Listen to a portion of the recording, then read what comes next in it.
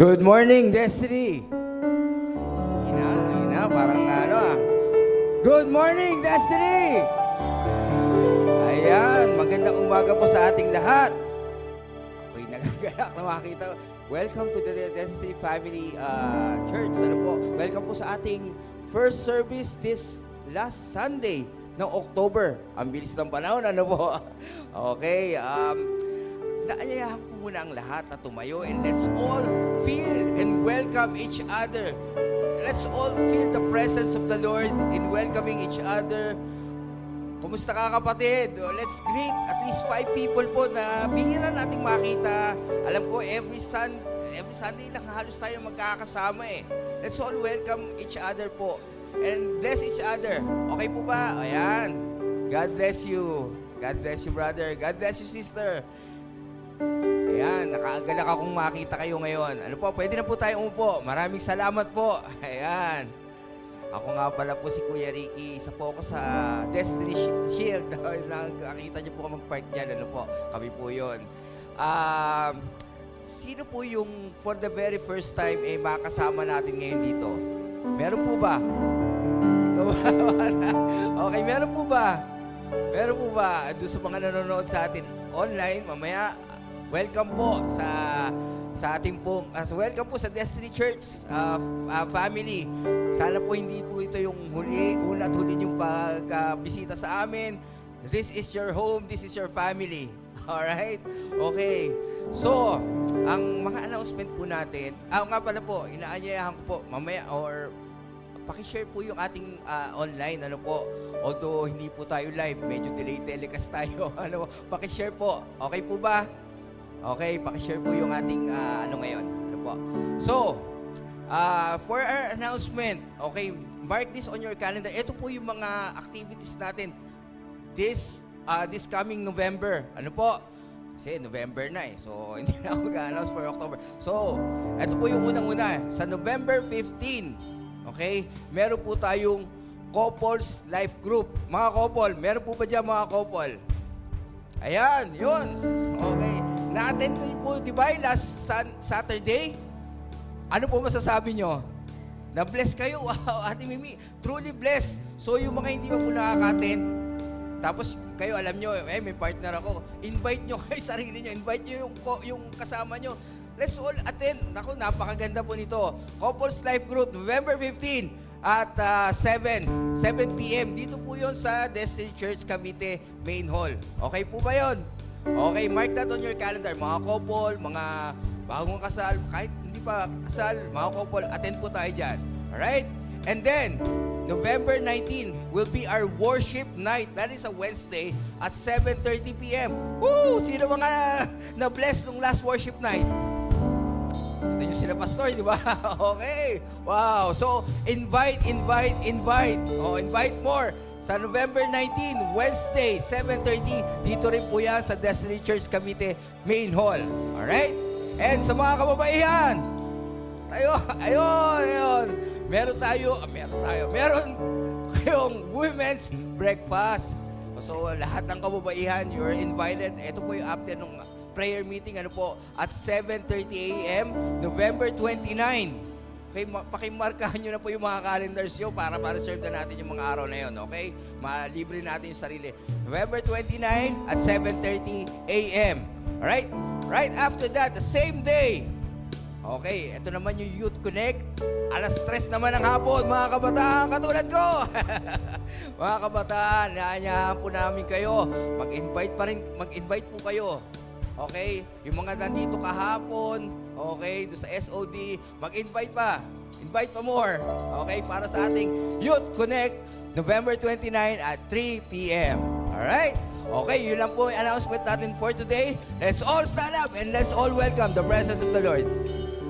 Ayan, good morning po muli sa bawat isa, Before po tayo mag-start sa ating worship, I wanna share with you po yung Bible verse po. Sabi dito sa awit 145:2, araw-araw ay pupurihin kita at aking pupurihin ang pangalan mo magpakailan paman. So, sino dito, simula nung nakilala niya si Jesus, yung decision niya is lagi niyang pupurihin ang ating Panginoon. Ayun po, di ba po lahat tayo, no, desisyon talaga natin or talagang puso na natin ang magpuri sa Panginoon araw-araw. Amen po ba? And today, no, let's be reminded na hindi lang po ito yung simula ng ating pagpupuri sa Panginoon, kundi ipagpatuloy po natin yung pagpupuri sa ating Panginoon. Sige po, let's pray. Heavenly Father, we thank you, Lord God, for this wonderful morning, Panginoon. Dinadakila ka namin, pinupuri ka namin, Panginoon, Lord God.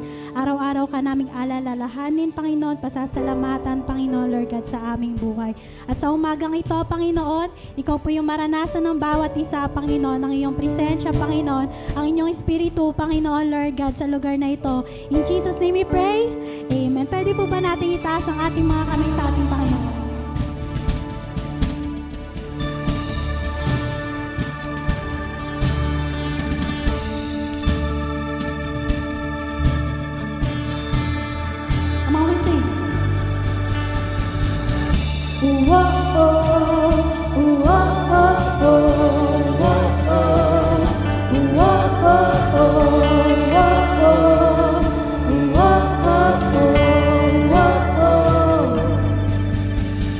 Araw-araw kasiyahan, araw-araw kagalakan, araw-araw, O Diyos, araw-araw, O Diyos. Araw-araw sasamahan, araw-araw di iiwan, araw-araw, O Diyos, araw-araw, O Diyos. Anumang maging panahon, anumang pagkakataon, anumang maging sitwasyon, ika'y pupurihin, ikaw at ikaw pa rin.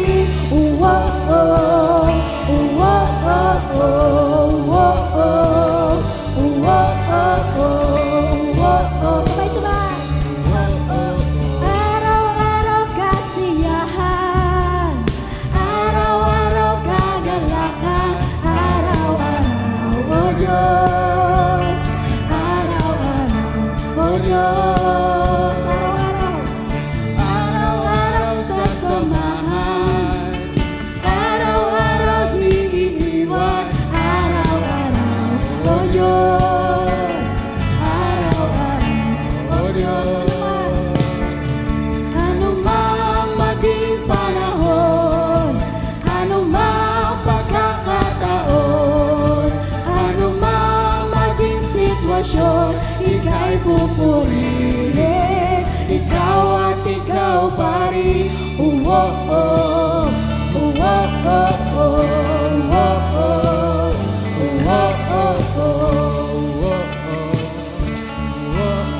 Sabay-sabay po natin awitin na walang katulad ng ating Panginoon. Wala kang katulad, wala kang katulad. Wala kang katulad, wala kang katulad. Ayan. So kung talaga po walang katulad ang ating Panginoon, no? Sabi nga dun sa salita ng ating Panginoon, tayo ay magpupuri ng may galak. So ngayong umaga po, tayo ay magpupuri ng may galak. Amen po ba? Pwede rin po natin itaas ang ating mga kamay, no? Bilang papuri sa ating Panginoon sa umagang ito, na siya ay walang katulad. Sige po, sabay-sabay natin awitin. Wala kang katulad, wala kang katulad. Wala kang katulad, wala kang katulad. Wala kang katulad, wala kang katulad. Wala kang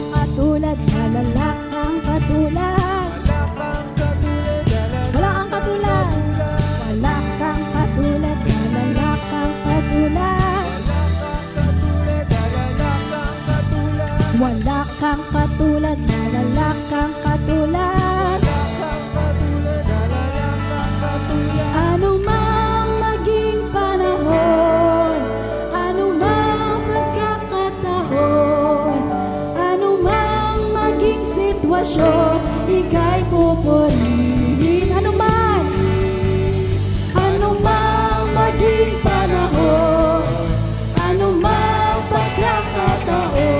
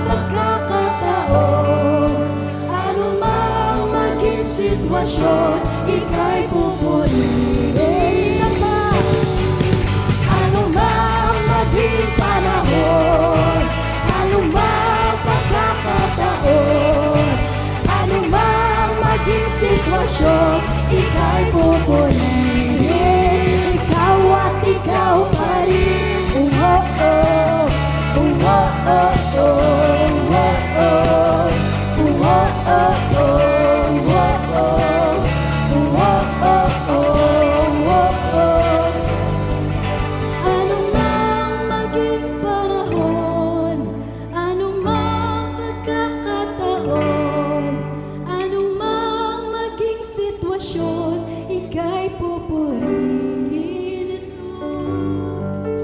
Anumang maging panahon, anumang pagkakataon, anumang maging sitwasyon, ika'y pupurihin, ika'y pupurihin, ika'y pupurihin, ika'y pupurihin, ika'y pupurihin, ikaw at ikaw pa rin.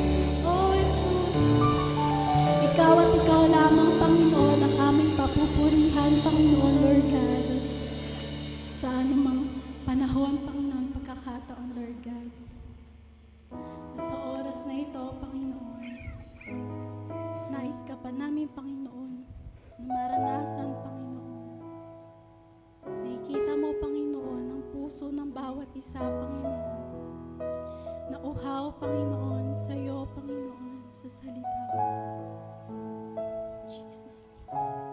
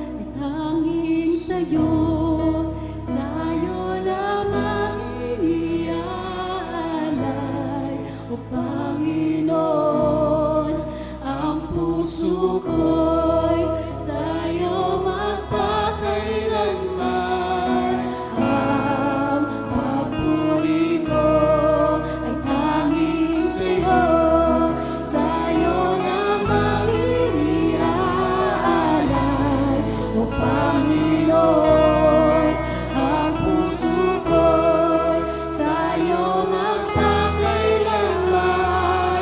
Ang papuri ko tanging sa'yo, sa'yo lamang iniaalay. O Panginoon, ang puso ko sa'yo magpakailanman. Ang papuri ko'y tanging sa'yo, sa'yo lamang iniaalay. O Panginoon, ang puso ko'y sa'yo magpakailanman. Mananatili sa iyong dilim at sasamahin ka sa dakong dilim. Mananatili sa iyong dilim na masumpungan ka sa dakong dilim. Mananatili sa iyong dilim at sasamahin ka sa dakong dilim. Mananatili sa iyong dilim na masumpungan ka sa dakong dilim. Come on, church. Let's take this opportunity to thank the Lord.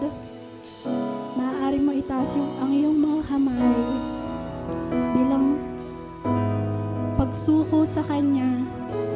Sinusuko mo yung buhay mo sa Kanya dahil siya lamang ang Panginoon ng buhay mo.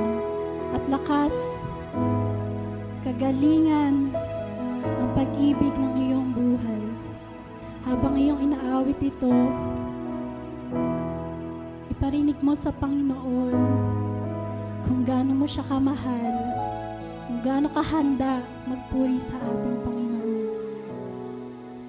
Ang papuri ko tanging sa'yo, sa'yo lamang Panginoon, ang puso ko'y sa'yo magpakailanman. Ang papuri ko'y tanging sa'yo, sa'yo lamang iniaalay.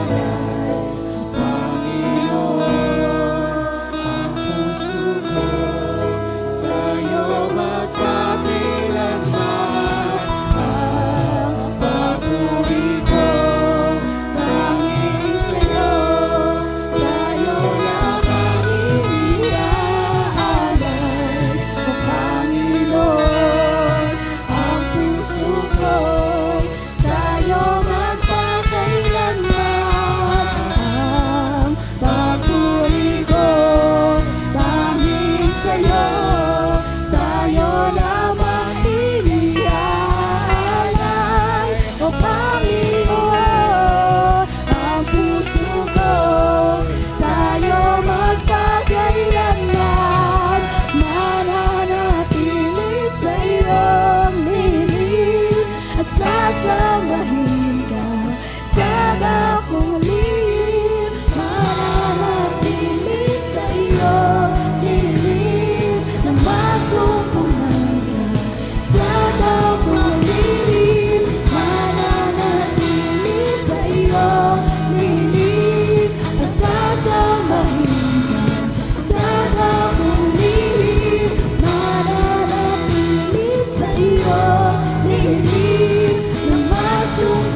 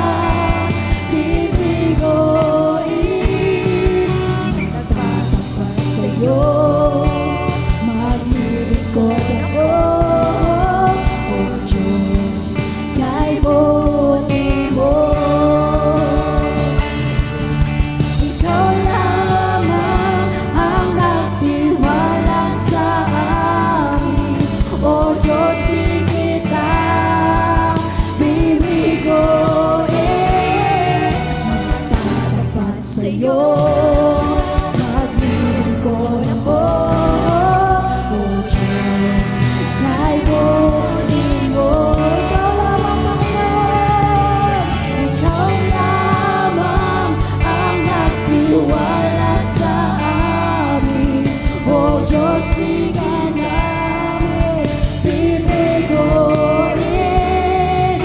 Magtatapat sa'yo, maglilingkod ako. O Diyos, kay buti mo.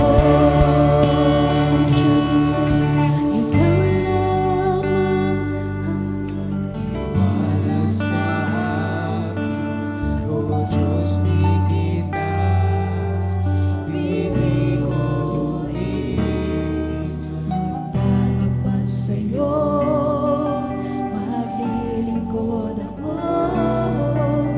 O Diyos, kay buti mo. Minsan ba, ikaw lamang ang nagtiwala sa akin. O Diyos, di kita bibiguin. Magtatapat sa'yo, maglilingkod ako. O Diyos, kay buti mo, Diyos. O Diyos, kay buti mo, Diyos. O Diyos, kay buti mo. Kay buti mo, Panginoon, sa aming buhay, Panginoon. Sa aming bansa, Panginoon. Sa aming tahanan, Panginoon. Kay buti mo, Panginoon. Kaya sa araw na ito, Panginoon, Ikaw ay aming dinadakila, tinataas. Come on, church, pwede po ba nating ibigay ang malakas na balakpak sa ating Panginoon? Dakila ka, Panginoon. Dakila ka, Panginoon. Ay kita mo, Panginoon, ang iyong mga anak, Panginoon, na tunay na sumasamba sa aming Diyos na buhay, Panginoon. At sa umagang ito, Panginoon, Lord God, patuloy mo kaming samahan, Panginoon, ng iyong presensya, ng iyong banal na Espiritu, Panginoon. Mangusap ka, Panginoon, sa aming puso, Panginoon. Isipan, Panginoon. Buksan mo, Panginoon, ang aming mga mata, Panginoon, upang makita namin, Panginoon, yung nais mong iparating, Panginoon, sa bawat isa, Panginoon, sa pamamagitan ng iyong mensahe, Panginoon, sa bawat isa, Lord. Sa umagang ito, Panginoon, Lord God, we pray for your fresh anointing, Panginoon, sa aming pastor, Panginoon. As he preach your word, Panginoon, may you guide him, Panginoon. Bless him, Panginoon. Give him wisdom and guidance, Panginoon, this morning, Lord God. Prepare our hearts, Panginoon, our mind, Lord. In Jesus' name we pray. Everybody will say, Amen.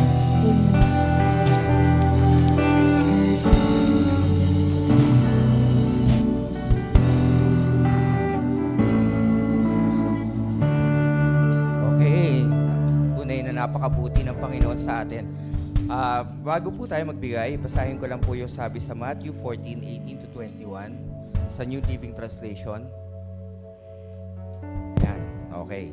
Sabi doon, "Bring them here," he said. Then he told the people to sit down on the grass. Jesus took 5 loaves and 2 fish, looked up toward the heaven and blessed them.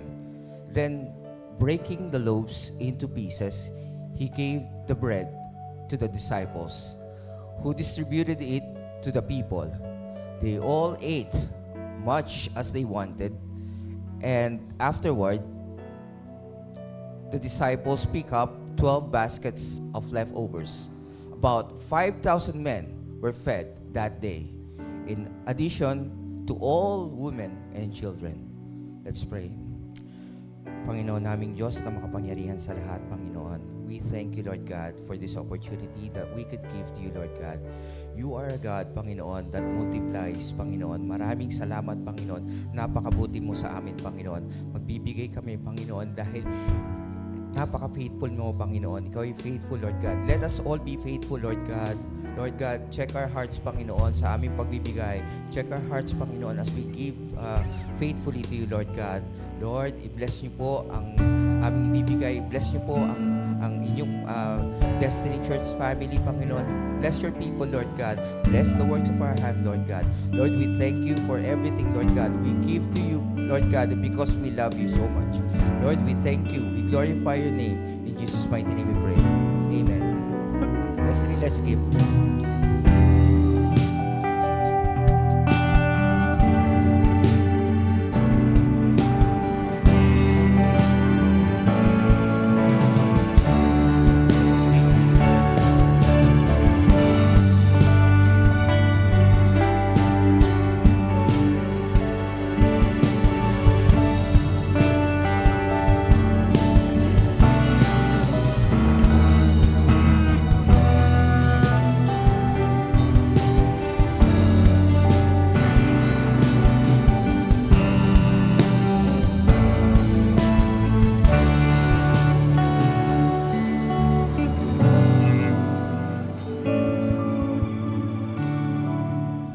Praise God. Tawagin ko po yung mga bata.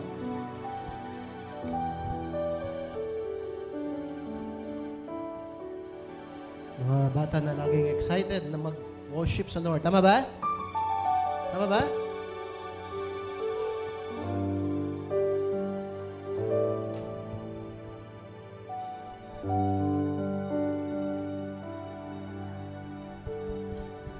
Sige po, ipag-pray natin sila. Unod natin ang ating mga kamay sa kanila. Father God, Lord, we pray for these children. We thank you, God, for giving us these gifts, Panginoon, na nagbibigay sa amin ng saya, pag-asa, Panginoon, sa bawat pamilya, Lord God. Lord, we pray that you bless them, you protect them, God, Lord, you provide for them all their needs. God, you guide them as they grow old, Panginoon. Lord, I pray that yung kanilang mga isipan ay mamulat sa katotohanan ng iyong mga salita, hindi sa mga bagay na ibinibigay ng mundong ito. Lumaki sila na sumusunod sa iyo, yung kapayapaan, Panginoon, yung peace that comes from you, God. Lord, that the world cannot understand, Lord God, will be with them, Lord, as they grow old, even when they reach the teenage years nila, Panginoon. God, they will be teenagers, God, who will serve you, who will enjoy your presence, God, Lord. Hallelujah. Maraming salamat. Bless also their families, Lord God. The parents, God, Lord, you provide, Lord God, sa mga pangailangan nila. Salamat po, Panginoon. We pray that they will be able to enjoy the rest of the time na naririto po sila sa church. Salamat po, Lord. In Jesus' name we pray. Amen.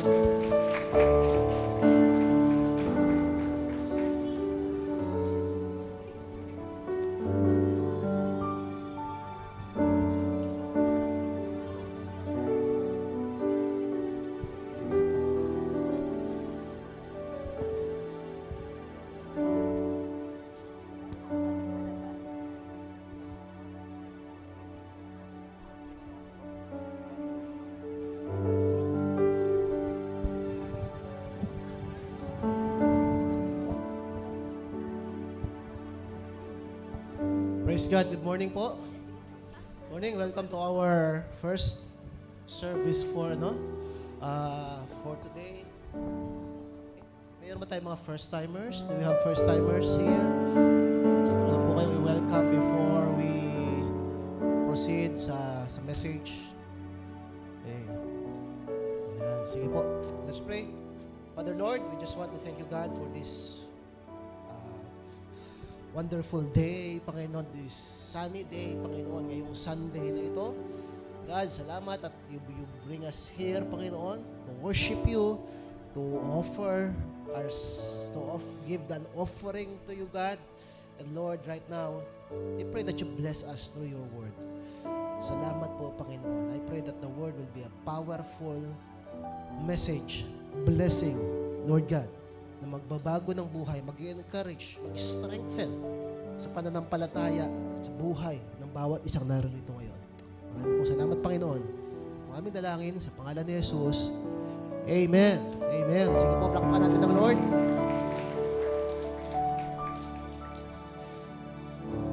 Okay. So, we'll be talking about, we'll be continuing the message last Sunday talking about big people. Okay? How many of you nagkaroon na kayo ng discussion sa mga life groups nyo about, still remember what I've shared last week? Kami nung Monday, we had processing sa aming life group and we had a very good discussion about the 3 P's of building big people. Remember that? Okay? What is the first P? Process. So, para tayo mag-grow, lumago, for us to become stronger people or big people, papadaanin tayo ng Diyos sa proseso. Tama ba? Walang malaguna, walang malakas na agad bigla na tao. Yan. Lahat ay dumadaan sa proseso. And during the process, there will be, the second P is, there will be pressures. May mga pressure sa buhay natin. Pressure that comes from anything. It may come from your family, ba? From your work, even from the ministry, pressure tayo. Pero yung pressure comes from the word press. Diba? Dinidiinan ka, dinidikdik ka, at nahihirapan ka. So, pero habang nahihirapan ka, yun nga, na-stretch ka, tumitibay ka because of those pressure na tinatanggap mo at hindi mo tinatakbuhan. Tama ba? And lastly, for us to grow big as a person, the third letter P is people. Sabihin ng people. Sabi nga 2 Timothy chapter 2 verse 2, sabi to other people who will, to the faithful men who will be able to teach it to others also. Mahalaga yung tayo ay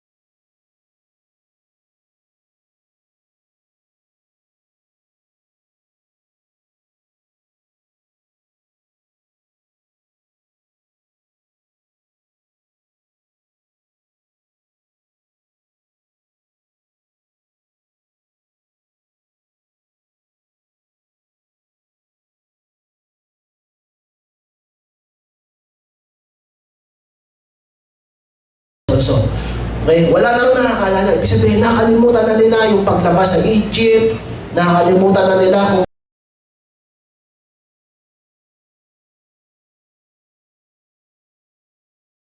pasok sa province. Sabi, wala. Nakalimutan na lahat. Okay? Na-imagine ko yung time na yun, siguro wala.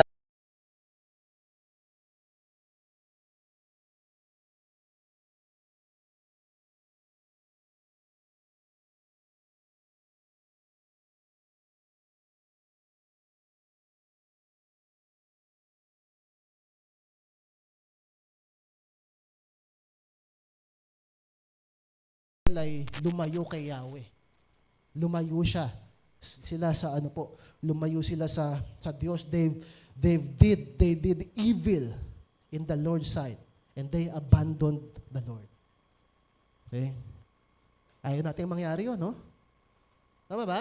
Lahat tayo narito, ayaw natin yung darating yung time. Can you imagine that? Yung next generation natin, the next generation, hindi na sila maniniwala kay Lord. Okay? We don't want that to happen. Right? Pero sad to say, yun po yung nangyari.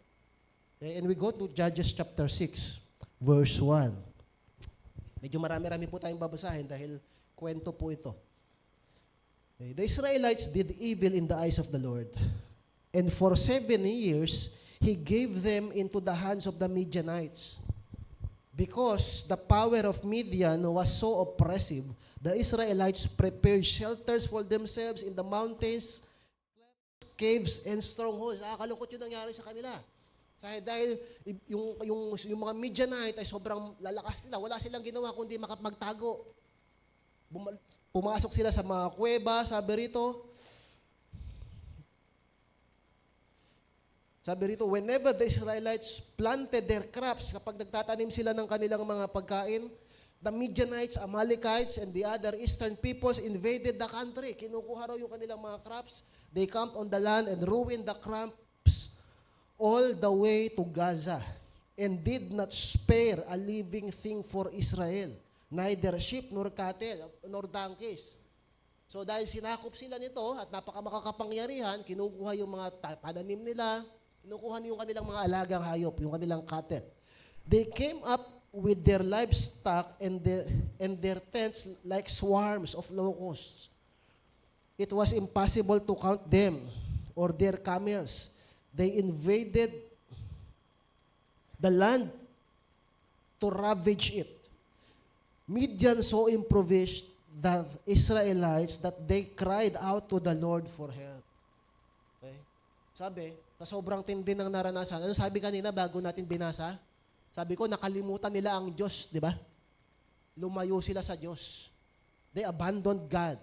Pero sa sobrang hirap daw ng dinanas ng Israel ngayon, makakalain mo, tumawag sila sa Diyos. Alam niyo yung mga tao nakakalimot sa Panginoon? Darating yung time. Pag wala na siyang matakbuhan, babalik sa Lord yan. Tama ba? Minsan ganun tayo eh. Pag nakakalimot tayo, paano tayo pinapaalalahanan ni Lord? Yung pag sobrang pressure na, pag sobrang tindi na. Sabi rito, when the Israelites cried out to the Lord because of Midian, He sent them a prophet who said, mabuti lang hindi matampuhin si Lord, no? Diba? Inabandon nila si God eh. Tapos nung hirap na hirap sila, sabi rito, they cry out to God. Buti lang hindi katulad natin si Lord. Minsan, paano yung katulad natin? Ngayon, lalapit-lapit ka sa akin. Pag lalapit ka lang sa akin, pag may kailangan ka, minsan ganun ang katira natin. Pero ngayon may kailangan ka, lalapit ka. Buti lang hindi ganun si God. Tama?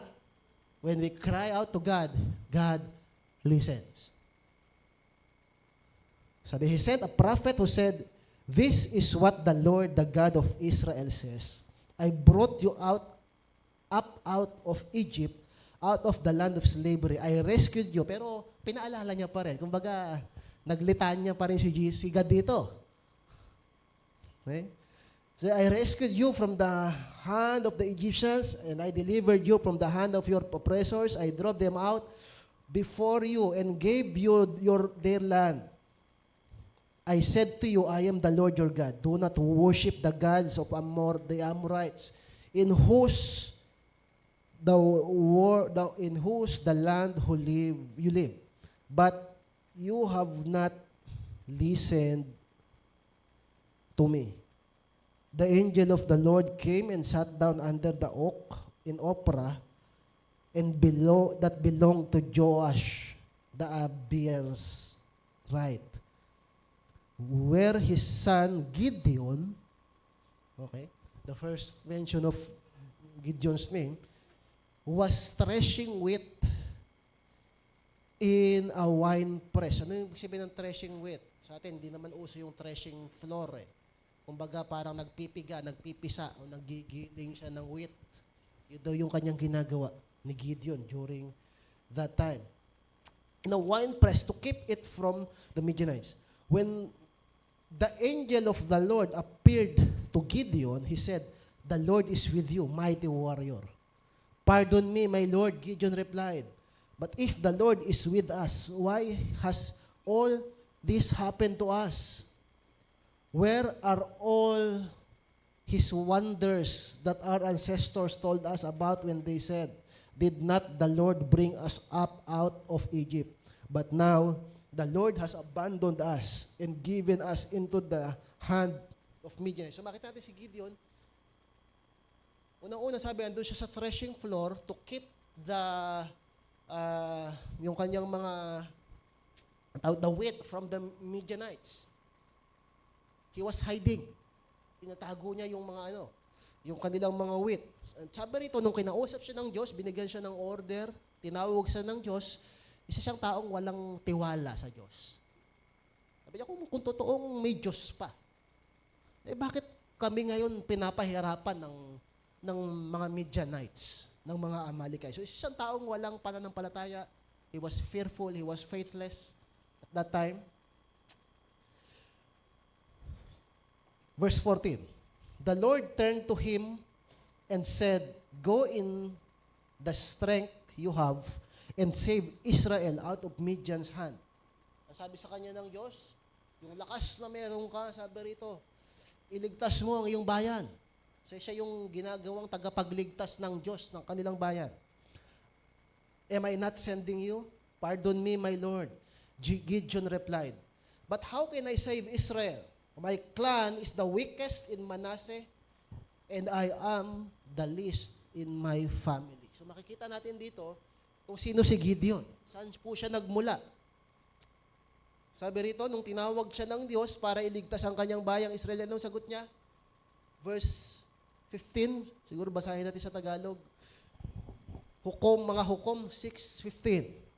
Sabi ni Gideon, nung tinawag siya ng Diyos para iligtas ang kanyang bayan, para maging kanilang tagapagligtas, sabi niya, sumagot si Gideon, "Ngunit Panginoon, paano ko maililigtas ang Israel? Ang aming angkan ang pinakamahina sa lipi ni Manases, at ako naman ang pinakamahamak sa pamilya namin." Ano yung sinabi ni Gideon? Ang aming lipi, yung tribe nila, yung Manase. Sabi yung smallest tribe, Israel has tribes, di ba? The 12 tribes. Yung Manase, pinakamaliit yun. Sabihin, kung pinakamaliit yung tribe mo, pinakamaliit din yung kanilang nasasakupan. Sabi, at sa ama namang angkan ama namin. Sabi niya, ako yung pinakamahina. So makikita natin dito, literally, what? Si Gideon ay maliit, mahina. Tama ba? Okay? That's what, yun yung kanyang tingin sa sarili niya. Because of the reality na meron siya. Tama ba? Kaya sabi ng Panginoon, sabi ni Gideon, paano ko magagawa yung ganyang kalaking bagay? Paano ko ililigtas ang Israel? Ang maliit lang ako, mahina, wala akong kakayahan. Paano ko gagawin yung papagawa mo, Lord? Napakalaki yata ng pinapagawa mo sa akin. Sino rito may malaking bagay na pinapagawa ang Diyos sa iyo ngayon? Anything. And when you look at yourself, Lord, paano ko gagawin? Yung kaya ko ba? Minsan ganun ang tanong natin, kaya ko ba? Mahina ako eh. Maliit lang ako. Right? Na kung susukatin yung kakayahan mo, yung connections mo, yung abilidad mo, para namang hindi ka tumba sa pinapagawa sa iyo ni Lord. That happens. I believe most of the time that happens. Tama ba? God wants you to grab that promotion na in-offer sa'yo. Pero sabi mo, natatakot ka. Lord, kaya, dapat ko bang tanggapin? Parang hindi ko kaya. God gave you a project, a big project. Pero natatakot ka. Bakit? Baka hindi mo kayanin. God tells you, you can bring your family to Jesus. Pero hindi ka makapagsimula, hindi mo sila ma-invite sa church, hindi mo sila, bakit? Kasi ang tingin mo sa sarili mo, sino ba naman ako? God tells you to share the gospel to your friends, to your classmates, sabi ni Lord. Pero sabi mo, Lord, sino ba naman ako? Hindi naman ako magaling. Hindi naman ako perfecto. Minsan yung katwiran natin, hindi naman ako perfecto, wala naman ako kakayahan. Hindi ako malaki. I am small. Okay? You know what's the answer of God to Gideon nung sinabi niya na wala siyang kakayahan? Sabi sa Judges chapter 6 verse 16. Okay? Verse 16. Sabi po dito, the Lord answered, I will be with you. And you will strike down all the Midianites, leaving none alive. Right? God told Gideon when He gave him that big assignment, sabi niya, I will be with you. And I believe that's God's word for us today. God will be with you. I don't know your circumstances. I don't know your assignment from God. I don't know itong mga bagay na kinakatakutan mo na sa tingin mo ay hindi mo kayang gawin at nandiliit ang tingin mo sa sarili mo. I want to encourage you today. God will be with you. Amen. Sabi mo sa katabi mo, God will be with you.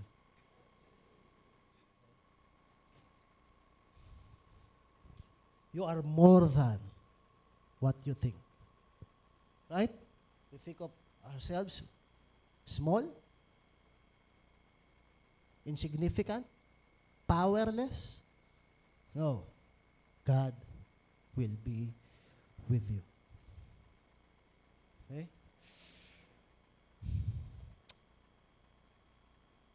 Pwede na sana tayong magtapos. Pero mayroon pa tayong 4 points. Galing na, uwi ka na sa inyo. God will be with me. Eh? Ha? Powerful ang word ni Lord. Pero may 4 points pa tayo. Okay? Eh? Paano ba ginagawa ng Diyos? Paano ba binild ng Diyos yun eh? Tingnan natin. Ano yung nangyari kay ano? Yung sinabi ba ng God kay Gideon, God will be with you, okay na ba siya? Natalo niya na ba agad? May proseso. Tama ba? Okay? In growth, in building people, there will be a process. So, tingnan natin, ano yung prosesong pinagdaanan ni Gideon kung bakit siya napabilang sa mga kinikilalang bayani ng ating, paano siya lumaki from being that smallest tribe, the smallest clan. He led his people and become one of Israel's greatest judges. Number 1, the 4 C's of God-built people. Ano ba yung 4 C? 4 na C na meron yung God-built people. Paano sinabing God-built people? Tao na pinatibay, pinalakas ng Diyos. Gusto mo bang maging ganon? Yung mahina ka lang, pero may ginawa ang Diyos sa'yo. Number 1, calling. God-built people are called. Tinawag. Yung pong mga tao na binild up, yan, build up, yung binild up ng Diyos, ay yung mga taong tinawag niya. Judges 6:12. Ito yung calling ni Gideon. When the angel of the Lord appeared to Gideon, he said, the Lord is with you, mighty warrior. Okay? Ano yun, na-imagine ko? Anong ginagawa ni Gideon? Andun siya sa threshing floor. Yung threshing floor, tinatapakan yung di ba? Para magiling. Di ba sa atin sa Pilipinas, binabayo natin yung palay. nila para yung wheat, ma-extract nila, tinatapakan nila. Okay, imagine ko, ando si Gideon sa isang tagong lugar, nagsasaka, nagigiling ng wheat, tinawag siya ng Diyos. Tinawag siyang mighty warrior. Right? What Gideon thinks of himself? He was small. But God thinks of him differently. Okay? The tribe was the least. Talaga, maliit talaga. Mahina siya. Pero tinawag siya ng Diyos. Alam niyo po, hindi tayo tinawag ng Diyos dahil sa kung sino tayo. Hindi ka tinawag ng Diyos dahil sa ability mo. Hindi ka tinawag ng Diyos dahil sa background mo. Did you know that? Tinawag siya ng Diyos sa kung ano yung nakikita niyang gagawin niya sa'yo. At that time, Gideon was not a warrior. Right? But God called him to be one. Tinawag siya ng Diyos to be a mighty warrior. I am called by God. Tinawag ako ng Diyos to pastor, to lead the congregation. Our pastors are also called. But it doesn't mean na ako lang yung tinawag, na kami lang po yung tinawag. Alam niyo po ba yon? That's my calling. But you have your calling. Tama ba? Hindi lang naman yun yung pagkatawag ng Diyos. Some of you are called to what? You are called to preach to your families. Tama ba? Some of you are called to share the gospel to your friends. Some of you are called to what? To have a company whom people are under you, and you will preach to those people. Right? Some of you are called as managers. Managers who will preach to your subordinates. Ano ba calling? Tama ba? Some of you, tinawag kang magluto ng masasarap na pagkain. Bakit? Para yung mga papakainin mo, habang pinapakain mo sila, pinapakilala mo si Kristo. Tama? Minsan ka, tiyatanong ko sa sarili ko, Lord, bakit di mo ako tinawag na mag-artista? Ganda sana, no? Parang, hindi, tinawag ako magpastor. Hindi para maging kontrabida. We are called. Do you believe that? We are all called. Meron po tayong tawag. Sabi ni Paul in Philippians chapter 3 verse 14, I press toward the goal for the prize of the upward call God in Christ in Christ Jesus. Sabi niya, yung goal ko ngayon ay hindi na yung mga bagay na narito sa lupa, hindi na yung temporary things. Sabi niya, I press on, yung pinagsisikapan ko ngayon ay tuparin yung pagkatawag sa akin ni Kristo. Right? From being small, God called Paul, right? And he became the greatest disciple of Jesus. People who are big are people who are called. Okay? People who responded to the call. God is calling you. I believe. The Bible tells us God is calling us to respond to the call. Number 2. What's number 1? Call. Madali eh. Pag isa lang yung word, no? 3 P's. Okay? Process, pressure, people. Okay? Process, pressure, people. Oh. Pag nag-exam, madali na lang. Mangopya ka pa. Number 1, call. Number 2, click. Consecrated. Number 1, people are called. Number 2, big people are consecrated. Okay, what does it mean to consecrate? Ano ibig sabihin po ng consecrated? Hindi concentrated, ha? Iba yung concentrated. Okay? Consecrated. Alam niyo po, ang literal meaning ng word consecrate is to make sacred. Yan. To set apart for a holy purpose. Ibukod. Dahil mayroong paggagamitang banal. Right? It comes from the Latin word consecratus, the past participle of consecrate, which means yung con is together, yung sacrare, to make holy or sacred. So literally, to consecrate means to make something holy together. Pagsamahin, sabi, para maging banal, at i-dedicate ito para lamang gamitin sa Diyos. Kaya nung Old Testament, yung mga pare, yung mga nagsisingkod sa templo, bago nila gamitin yung isang temple or bago nila gamitin yung isang altar, gagawin nila, i-consecrate nila to. Bakit? Kasi gagamitin ito para sa Diyos. Okay? Pastor, hindi naman ako titira sa simbahan. Pastor, hindi naman, meron naman akong pamilya, hindi naman puro sa Diyos lang yung gagawin ko. Okay? Bakit ako magko-consecrate? Alam niyo po, in the New Testament, Paul urges believers to offer their what? Their bodies as holy sacrifice. Okay? In Romans chapter 12, verse 1, sabi rito, therefore I urge you, brothers and sisters, sino na yung kausap ni Paul? This is already in the New Testament. Tama ba? This is the first century church. Paul is talking to us right now. In view of God's mercy, to offer your bodies as a living sacrifice, holy and pleasing to God, this is your true and proper worship. Ano sabi ni Paul? Tayo daw ng mga kapatid niya sa Panginoon, how are we going to do it? Ano yung consecration natin ngayon? So yung consecration dati, nililinis lang, pinapahiran lang tayo, hindi. Yung consecration ngayon, yung buong buhay mo, sabi, ialay mo sa Diyos. Paano natin gagawin yun? Paano ba ginawa? Paano ba kinonsecrate si Gideon? Judges chapter 6. After God have called him, in the first verses, in verse 24, sabi rito, okay, so Gideon built an altar to the Lord there and called it the Lord is Peace. To this day, it stands in Ophrah of the Abiezrites. Verse 25.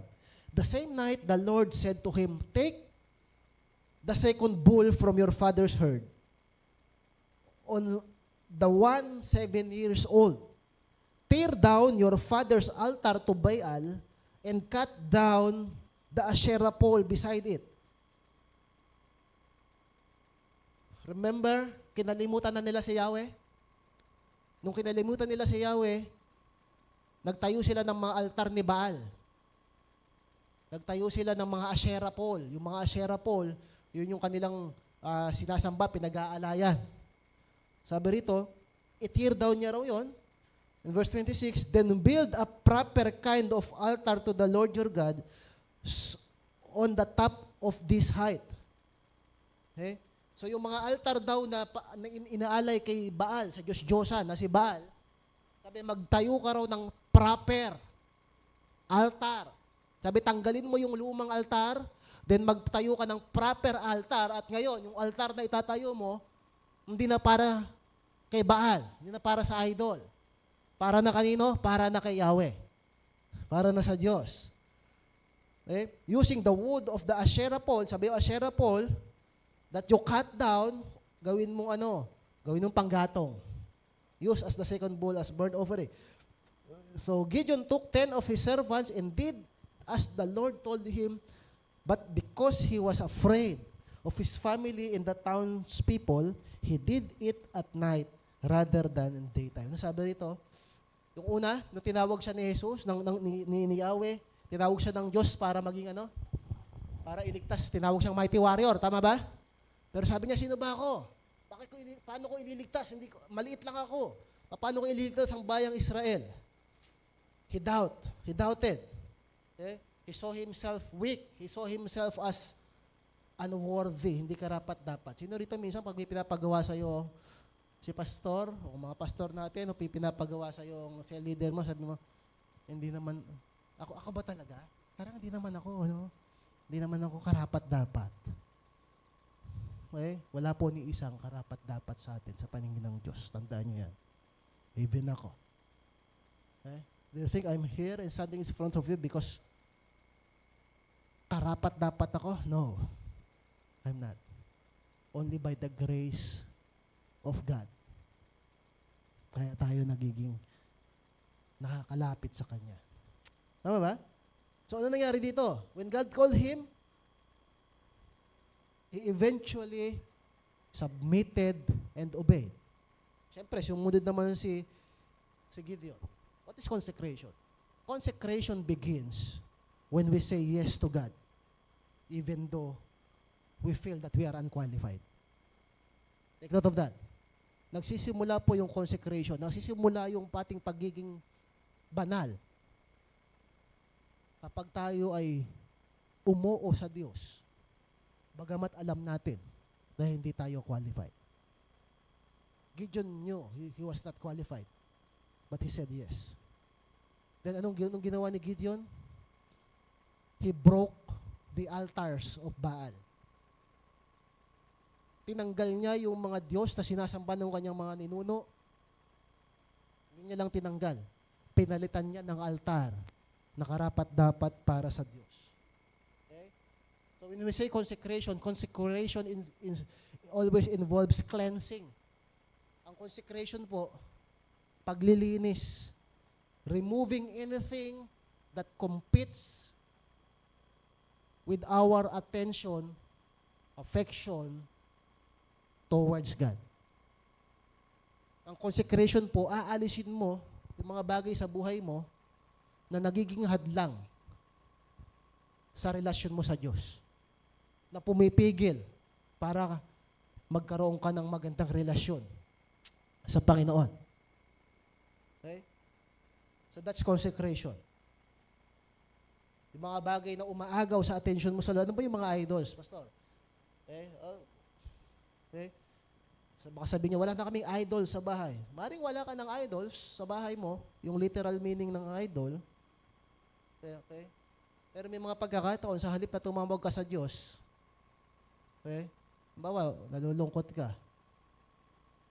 Ang kasiyahan natin nasa Lord, di ba? Oh. Sa halip na sa Lord ka tumawag, sa halip na manalangin ka, para bigyan ka ng Diyos ng kasiyahan, anong ginawa mo? Nanood ka ng Netflix maghapon, no, idol mo yun, TV. Tama ba? Yun yung idol mo. Kasi bakit? Dapat kasi tumawag ka sa Diyos. Okay? Ang feeling mo, nag-iisa ka. Pero ang ginawa mo, naghanap ka ng barkada. Bisyo. Bakit? Para you feel that you belong. Okay? Dapat sana sa presensya ng Diyos ka pumunta eh. Pero hinanap mo yung pag-iisa mo, yung companionship mo, hinanap mo sa relationship. At minsan mali. So, idol mo yun. Tama ba? Tapos sana gugulin mo yung oras mo sa Diyos. Okay? Anong ginawa mo? Ginugol mo yung oras mo sa trabaho. Wala ka ng panahon sa Diyos. Trabaho, bakit? Trabaho sayang kita. Sinong idol mo? Yung trabaho. Bakit? Kasi pinalit mo siya sa Diyos. Did you get that? Consecration is removing those things na humahard lang para ka di ba ganun ginagawa ng idol? Ano may mga idol tayo sa bahay? Di ba? Sa halip na magpe-pray ka, luluhod ka, Lord, God, Jesus, gagawin, pupunta ka sa altar. Doon ka luluhod. Doon sa mga idols doon. Tama ba? Yun nga eh. Now, maaring wala ka nun. Okay? Pero ang idol mo, yung career mo. Kasi yung security mo eh. Okay? Yung kasiyahan mo, kagalakan mo, pag medyo hindi maganda kita, lungkot ka. That's your idol. You're getting it? Okay? Hindi lang tinanggal ni Gideon yung idol niya. Binalitan niya. So yung consecration, hindi lang po pag-aalis. Ang consecration is pag-build. He built an altar for the Lord. Right? So the question for us right now is, what are you building in your life right now that gives glory to God? that glorifies God. Okay? To be consecrated is to surrender your will and trust God's strength over other things. That's consecration. How does God build people? Number 1, He called him. He called Gideon. Number 2, He consecrated him. Number 3, third level 3 is courage or courageous. God-built people are courageous. Yun daw pong mga tao na ginawa ng Diyos, pinahusay, pinagaling ng Diyos, ay matapang. At the start, Gideon was hiding in fear. Nagtatago siya. Okay? Alam niyo, na-realize ko na binasa ko gabi. Why was he there? Bakit siya andun? Okay? Bakit siya andun sa wine press? Nabasa rin natin kanina eh. Bakit? Para hindi makuha ng mga Midianites yung kanyang mga wit. Okay? Alam niyo po, na-realize ko, minsan ganun din tayo eh. Natatakot kasi si Gideon, kaya andun lang siya. He kept himself busy. Para ano? Para makaiwas doon sa bagay na gusto ng Diyos na gawin niya. Tama ba? Minsan ganun tayo eh. Pag meron kang bagay na ayaw mong gawin, kasi natatakot ka, iniiwasan mo ang gagawin mo. You keep yourself busy on other things. Tawag doon, busy-busyhan. Tama ba? Kaya pag minsan tinatawag tayo ng Lord, hindi naman si Lord. Minsan, hindi ka naman talaga tatawagin ni Lord. Tinatawag ka nung sa leader mo. Ano sabi mo? Busy po ako. Busy po. Daming trabaho. Busy po, nag-aaral. Pero sa totoo, ayaw mo lang. Sa totoo, tatakot ka lang. Ayaw mo umatid ng life group. Bakit? Busy. Pero sa totoo, nagbibisi. Busy ka naman talaga. Pero nagbibisi-bisihan ka. Para meron kang excuse. Right? Right? Okay? Ano kaunagnayan nito sa courage? Okay? Yung toong naranasan ko rin po yan. I will close. Maikli na lang yung number 4. Yun ang background. Naranasan ko po yan nung tinawag ako ng Lord into full-time ministry. I have many excuses. Sabi ko, kaya ko namang pagsabay-sabayin. Okay. Up until I heard God speaking to me through His words. Proverbs 3:5-6. Sabi rito, trust in the Lord with all your heart and lean not on your own understanding. In all your ways submit to Him and He will make your path straight. Okay. Trust in the Lord with all your heart. Nagre-refuse ako na tugunan yung calling. Okay? Hindi dahil sa mga excuses ko. Okay? Kundi dahil hindi ako nagtitiwala sa Kanya. You get that? That's why when God spoke to me, His word for me is to trust Him. Ang salita niya sa akin, magtiwala ako sa Kanya. Okay? And I obeyed. At nagtiwala ako. Alam niyo po hanggang ngayon, God has been faithful. Meron akong kwento. Kung sasabihin yung full details. Siguro mga dalawang buwan na nakalipas, nasira yung budget namin. Kami nagkasakit. Pag may sakit, di ba? Gamot, check-up. Ginamit namin yung credit card. Kasi emergency. Wala kang pera, punta ka sa Mercury. Kahit na, magkano yun. Tapos, tumiting ilang linggo, nag-ano pa rin kami, mga expenses, dumating yung bill. Ang laki, nagulat kami. Ako. Nagulat kami. Kahit pagsamahan yung sweldo namin sa isang buwan, di ka kayang bayaran. yung bill. So, takot kami ngayon kasi di ba, pag baka tumubo, gano'n, naghanap kami ng paraan. Kailangan mabayaran namin yan. Okay? So, dahil natakot kami, nagpanik kami, gumamit kami nung mga apps, maraming lending app.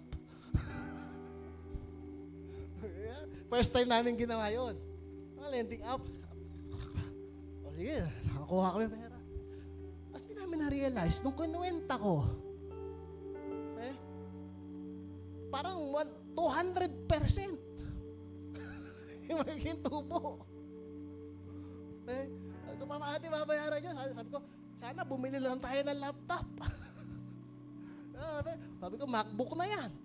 Ang laki nun, mahigit pa. Alam niyo po, after 11 days,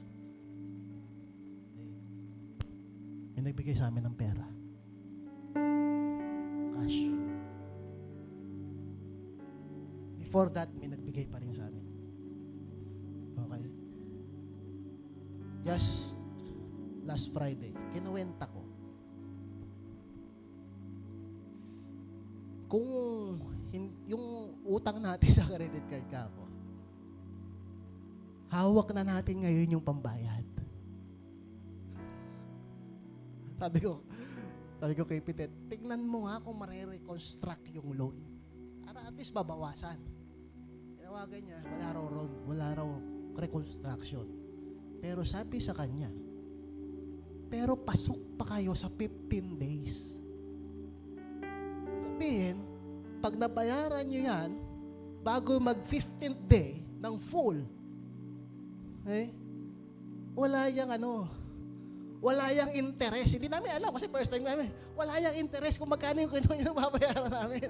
Sabi ko, wow, praise God. Sabi ko, ibayad natin lahat to. Tama ba? That's my point. Alam nyo, nung nangyari yun, nag-sorry ako sa Lord. Bakit? Kasi noon lang kami nagkaroon ng ganong kalaking utang eh. May utang kami, yung Pag-ibig, yung mga SSS, pero yung ganon. Diba? Nag-sorry ako sa Lord. Bakit? Deep inside me, sinabi sa kanya. Kasi natakot ako eh. Hindi kasi ako nagtiwala sa Lord. Natakot ako dun sa laki ng babayaran. Pero pinakita sa akin ng Lord, gumawa ka ng paraan. Hindi mo ako hinintay. After ilang days, binigay niya yung full amount. Binayad namin. Right? Po tayo matakot. Yung matapang po, hindi yung sugod ng sugod. Ang matapang, yung natitiwala sa Diyos, bagamat hindi mo kaya. Sabi ko sa sarili ko, sana nagtiwala na lang ako sa Lord. Tama ba? Yun po yung tunay na matapang. Right? Naghihintay sa gagawin ng Diyos. Hindi gumagawa ng paraan. Compromise yung ginawa namin. Mantak mo, 200% yung tubo. 200 ba? 150 something. Naging times 3 eh. Times 2 point something. Times 2. Tapos may butal pa eh. Pero kung hinintay ko sa Lord, babayaran pala ni Lord ng buo. Right? Yun po yung matapang. Yun po yung courage. Ang mga tinawag ng Diyos, may courage sa pagsunod. At hindi niya pinababayaan. Amen? Ginawa ni Gideon, nababasahin. Nung haharapin na nila yung mga Midianites, meron siyang 35,000 na tao. Tama ba? 32,000 na tao. Sabi ng Diyos kay Gideon, bawasan mo. So binawasan nila ng binawasan, natira 300. Bakit binawasan ng Diyos yung 32,000 na army ni Gideon, ginawang 300? Hindi dahil gusto ng Lord na maging mahina siya. Kundi ang gusto ng Lord, lalaban siya ron nang may tiwala sa Diyos. Hindi sa kanyang sariling kakayahan. Amen? Bakit minsan inaalis ng Diyos yung mga bagay na inaasahan mo? Diba? Minsan secure na tayo pagdating ng ganitong araw. Ayan, may magbabayad sa akin. Babayad ko dun sa ano ko. Pagdating ng araw, hindi nagbayad, hindi nagpakita. Tama ba? Bakit minsan ginagawa yun? Kasi doon tayo umaasa. Ang gusto ng Diyos sa Kanya. Amen? Wala po kaming utang ngayon, pero wala rin kaming pera kasi binigay sa amin, binayad namin. Number 4, committed. Okay? God-built people are committed. God finishes what He started through you.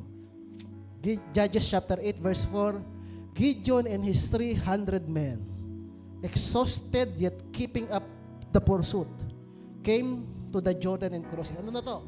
Ito na yung sa part na yung 300 nila, tinalo na yung mga kalaban. Pero may natira pa rin na ilang libo. Parang may 15,000, may mga 15,000 pa rin na natira sa kalaban nila. Sabi rito, Gideon and his 300 men exhausted yet keep up the pursuit. Right? Sabi, hinapol pa rin daw nila, hindi sila tumigil. Bakit? Kasi hindi pa tapos. Tama ba? Pwede na sana silang tumigil kasi tumakbo na yung kaaway eh. Hindi na siguro babalik yon. Pero sabi, hinabol pa nila. Sabi ng mga Bible scholars, hinabol nila probably 120 to 140 kilometers. Hinabol nila yung kalaban para lang tugisin. Kung sa atin, mula dito hanggang dulo na ng Batangas yun. Ganun kalayo. Pero hinabol daw nila. Bakit? Kasi hindi pa tapos. Okay? That's commitment. Right? In short, yung commitment, yung mga tao na pinagtatagumpay ng Lord, yung mga tao, yung God-built people, hindi lang magaling sa simula. Yung God-built people, sinisimulan, sumunod sa Diyos, at nananatili hanggang matapos. Those are God-built people. Sabi ni Rick Warren, great people are just ordinary people who have an extraordinary amount of determination. Itong malalaking tao, mga pangkaraniwang tao lang yon. Katulad din natin. Pero ano pinagkaiba? They have extraordinary amount of determination. They are committed to finish kung ano yung sinimulan nila. Sabi ni John Maxwell, without commitment, you cannot have depth in anything. Whether it's a relationship, a business, or a talent. Okay? Sabi, parang sinabi niya, kahit talented ka, kahit marami kang pera, kahit wala ka, o kahit may mga relationships ka, hindi yan lalalim. Sabi, hindi yan mag-grow, hindi yan maglalago kung hindi ka committed. Right? Do you want to be great people? Do you want to do big things for the Lord? Commit. Be committed. Right? Yung mga taong pinalaki ng Diyos, they are the called ones. Tinawag. May pagkatawag po sa atin ng Diyos. Tumugon po tayo. Huwag natin tignan yung sarili natin na maliit. Tignan natin kung ano yung kaya niyang gawin. Siya yung tumawag. Tama? Kung ang Diyos ang tumawag, ang Diyos ang kikilos. Right? And when you are there, you consecrate. Focus. In other words, you consecrate, focus, dedicate. Tama ba? Kung may ginagawa ka, ibuhos mo doon ang lahat. Tanggalin mo lahat ng hadlang. Okay? Focus on the calling.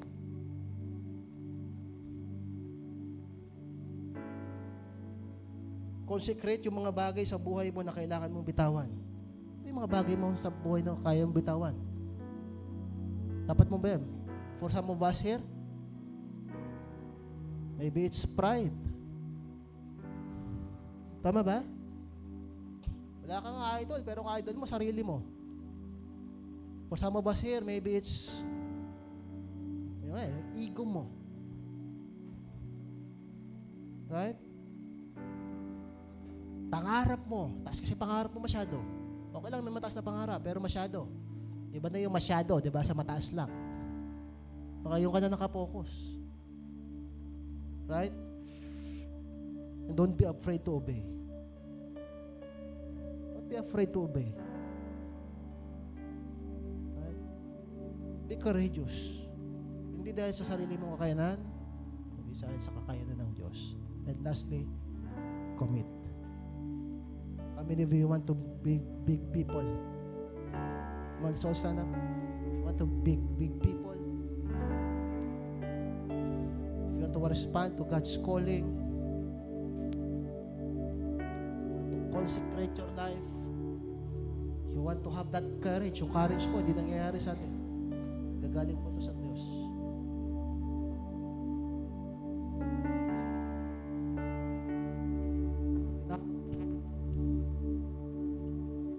Sabi doon sa song na kinanta natin, sabi ni Pastor Romel, ikaw lamang ang nagtiwala sa akin. Tingnan nyo, bakit nagtiwala sa iyo ang Diyos? Karapat dapat ka pang kakatiwalaan? Hindi.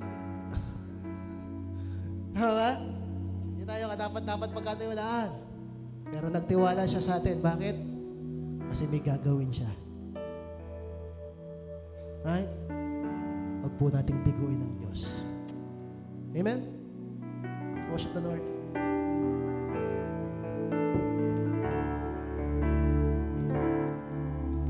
Ikaw lamang ang nagtiwala sa akin, O Diyos, di kita bibiguin. Magtatapat sa'yo, maglilingkod ako, Diyos, kay buti mo. Ikaw lamang ang nagtiwala sa akin, O Diyos, di kita bibiguin. Magtatapat sa'yo, maglilingkod ako, O Diyos, kay buti mo. Ikaw lamang ang nagtiwala sa akin, O Diyos, di kita bibiguin. Magtatapat sa'yo, maglilingkod ako, O Diyos, kay buti mo. Minsan pa, ikaw lamang ang nagtiwala sa akin, O Diyos, di kita bibiguin. Magtatapat sa'yo, maglilingkod ako, O Diyos, kay buti mo.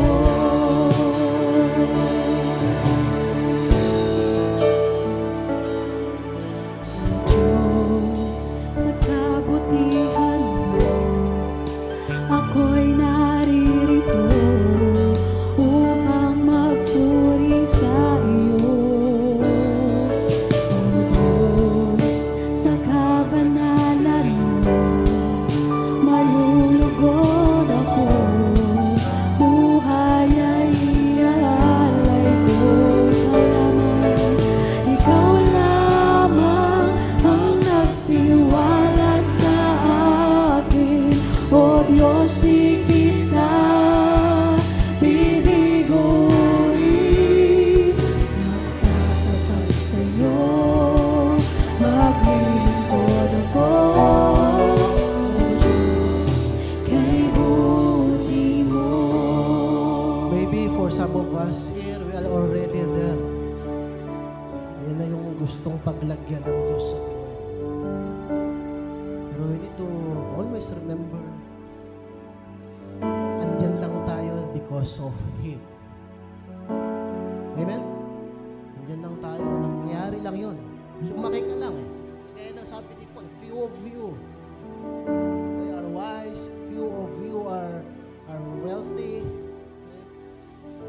Nung nakilala mo lang si Lord.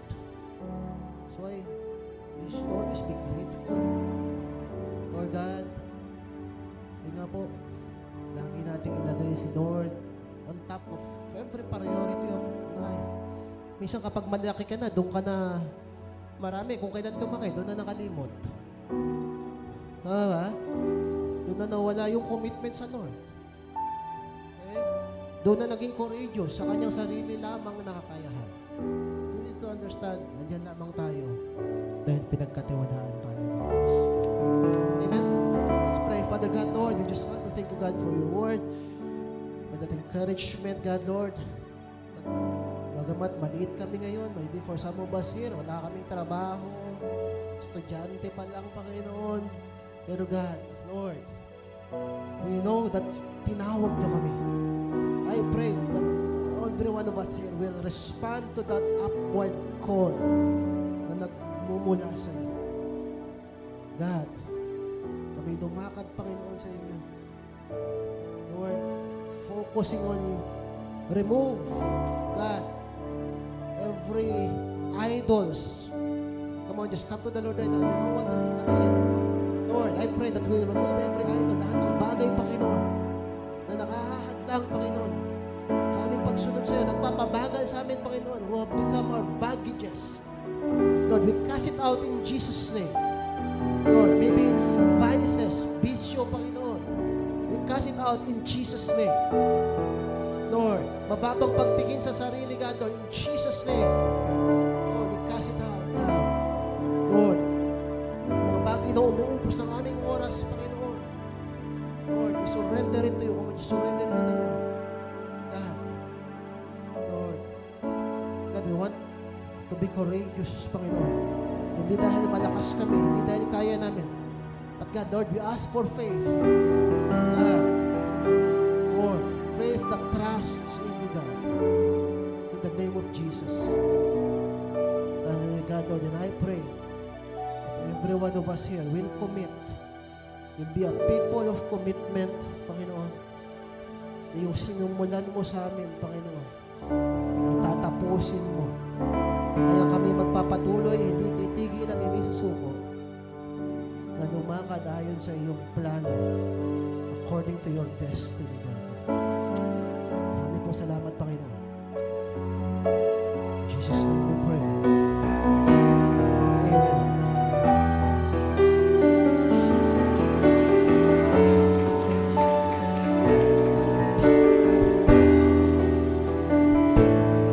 Amen. Are you all blessed? Thank you, Pastor, for that very powerful message. We appreciate that po. Ulitin ko na po yung message, message na naman. Alam mo, beses na, walis na nga ako. Okay. Yung announcement kanina, alright. Paki-flash yung screen. Yung November 15, couples, second service. Nagulat ako na, Pastor. Okay. November 15, 7 p.m. That is a Saturday. Okay. Yung Couples Life Group, alam ko marami pong umattend last Saturday. Ano po? Maraming na-bless. Attend po ulit tayo. Okay. Sa November 15. And then, November 19, yan po yung ating worship night. Okay. Announced 7:30 p.m. Dito rin po yan sa Destiny Church Main Halls. That is a Wednesday. So, paki-reserve na po. Medyo malayo-layo pa. So, kaya na nating i-reserve yan. Alright. So, sa November 29 naman, yan po yung Women's Breakfast. Mga kababaihan, inaanyayahan po namin kayong lahat sa Women's Breakfast, 7:30 a.m. pagkatapos po ng ating prayer meeting. Alright? And then, Youth Connect, same day din po yan. At 3 p.m. naman po. Dito rin po yan sa Destiny Main Hall. Okay, para po sa ating processing question, samahan niyo po akong basahin. Number 1, read Judges 6:1-16. What makes Gideon more than what he thinks of himself?